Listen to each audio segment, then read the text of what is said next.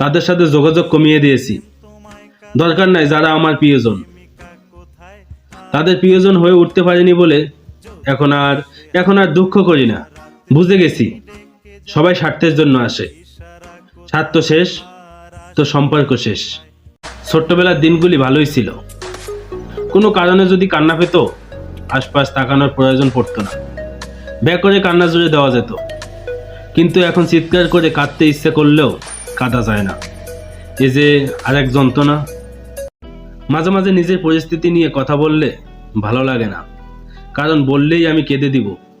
আমি জানি আল্লাহ সব দেন, আল্লাহ আমার মনে সব কথা জানেন। তিনি একদিন সব ঠিক করে দিবেন ইনশাআল্লাহ। বাড়িতে থাকলে একবেলা না খেলে মা সারা গ্রাম খুঁজতো। আজ এই প্রবাসে একটা মাস না খেলেও কেউ খুঁজবে না। কিছু মানুষ একটা সময়ের পর প্রচণ্ড শক্ত হয়ে যায়, কিন্তু এই শক্ত হবার পিছনে কতটা আঘাত তাকে সহ্য করতে হয় তার খবর কেউ রাখে না। মোবাইলে জমে থাকা অপ্রয়োজনীয় ফটোগুলো ডিলিট করছিলাম। ফোনটাও বারবার জিজ্ঞাসা করছিল, আর ইউ শিওর? আমি তখন সত্যি অবাক হয়েছিলাম। ভাবছিলাম একটা মেশিনও তার স্টোরেজে থাকা ইমেজের সাথে সম্পর্ক শেষ করার আগে কনফার্মেশন চাচ্ছে, আর আমরা মেশিন চালানো মানুষগুলো কোনো সম্পর্ক শেষ করার আগে কনফার্মেশন তো দূরের কথা, একটা ইনফরমেশন পর্যন্ত দেওয়ার সৌজন্য দেখাতে পারি না।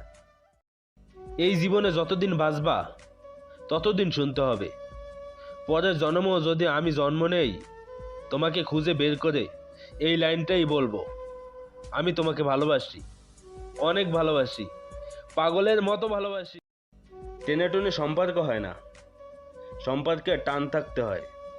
যার কাছে তোমার গুরুত্ব নেই, ভালোবাসা নেই, যে তোমার জন্য স্যাক্রিফাইস করতে পারে না, সে আর যাই হোক মানুষটা তোমার নয়।